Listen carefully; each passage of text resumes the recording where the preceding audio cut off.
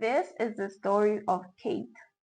Kate worked in the city as a clerk in a local hospital, and she often liked to go home to her village to see her grandmother who raised her.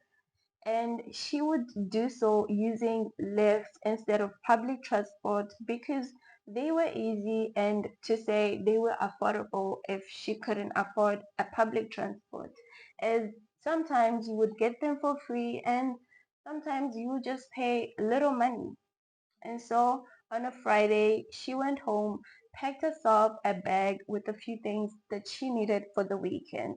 And she went to the road where they often stood on the roadside trying to stop cars or trying to get lifts from people driving by.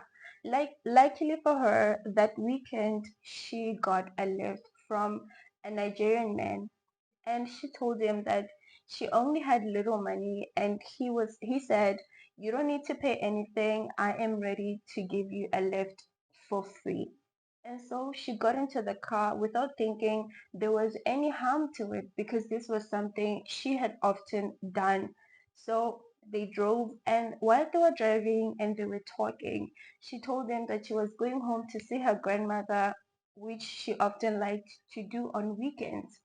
And so he was like, okay, that's really good of you. And they were talking and sharing about their lives. And he was like, since you're going home, you don't have anything for your grandmother. Why don't we stop at a mall and you would get her some things and she will be happy with that when you get home.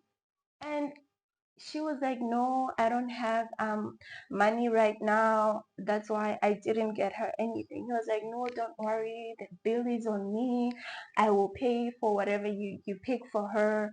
And they stopped at a mall, and then she went into a supermarket, got her grandmother a few groceries, just some foodstuffs that she may need or that she would like. And so after, he was like, no, why don't you also pick some clothes for her? Let's go to a clothing store and you will pick some clothes for her. She was like, no, I don't want to bother you with these kind of things. I will do that for my grandmother when I have the money. He was like, no, I insist.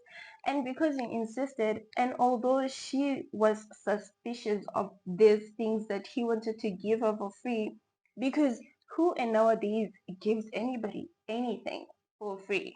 It doesn't happen. So she was like, okay, since you're insisting, and they went into a clothing store and she picked something for her grandmother.